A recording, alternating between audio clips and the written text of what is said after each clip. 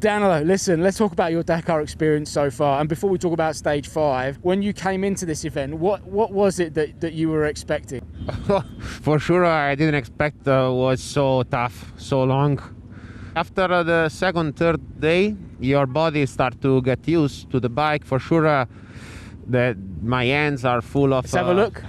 Yeah, there's a couple of new ones on there. Eh? Yeah, but I got... compared to MotoGP, I got even another finger, and this is unbelievable. How did you prepare mentally for the Dakar, and how different was it when you got here? I already broke an ankle before coming here, so it was really a race with the clock. The doctor said, you cannot go. I said, no, it's not possible. I want to try. Try to prepare as best, but without one leg is difficult because I used to run, to go to the gym, to go cycling, and nothing of this was possible. So there was this pressure to say I'm not ready. I don't even ride a bike till the shakedown, so I didn't know if I was ready, really. I got, I think, proper road book training, I think 4 or 5 days. 2 days of testing, but without the road book, and then we came to the Dakar. It's unbelievable because you got a lot of story to tell, and some of them funny. When I lose my passport, my new phone, 2 months old phone, my credit card, and you know what? In the rest day, I was at the hotel. I was so tired that I ordered my food in the room. I went to pay, and I recognized that I blocked the wrong card, the wrong credit card. I was so sure. And you didn't have a phone to ring Toby saying, can I borrow some money?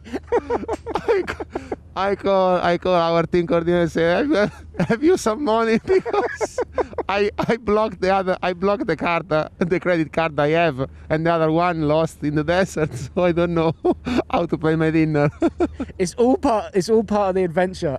Yeah, all the Dakar experience. I went under surgery in under our tent to get 4 or 5 stitches. I was so scared because was a long time that I didn't get the stitches. In 10 years of MotoGP, I got one big injury.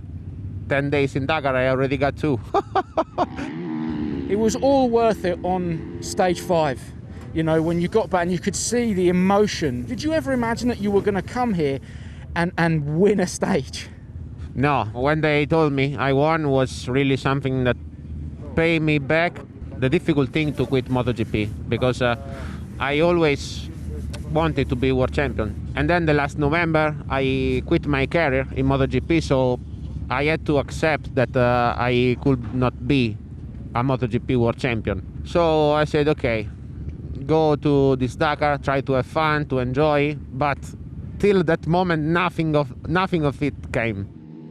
And I didn't expect, sincerely, that the Dakar, some stages are so fast, because sometimes we go in 6th gear, full throttle, 5th gear, 4th gear, all flowing corner like this, and was so fun. I really enjoy. Thanks to the Dakar, is something that I will never forget. But I want to ask you what your respect is for the other riders like Matthias and Toby and those guys who come and do this day in, day out. They are really unbelievable. And first of all, I must say that they are really good guys. And but here, let's say the environment is more human. We share adventure, we share advices, we stay all together. In MotoGP, your first enemy is your teammate. Here, you can even stop through the stage and help him to get through the finish line. So I got a big respect for all my teammates, but for all the riders that are challenging for the Dakar. Yeah, we're loving having you in the Dakar. Are you going to come back and do another one? That's what I want to know. Yeah, for sure. After the second day when I broke the bike, I say, okay, now it's a matter between me and you, Dakar. So now it's 100%. I want to come back and play for the podium. Wish you all the very best. Thanks. 2023, Danilo.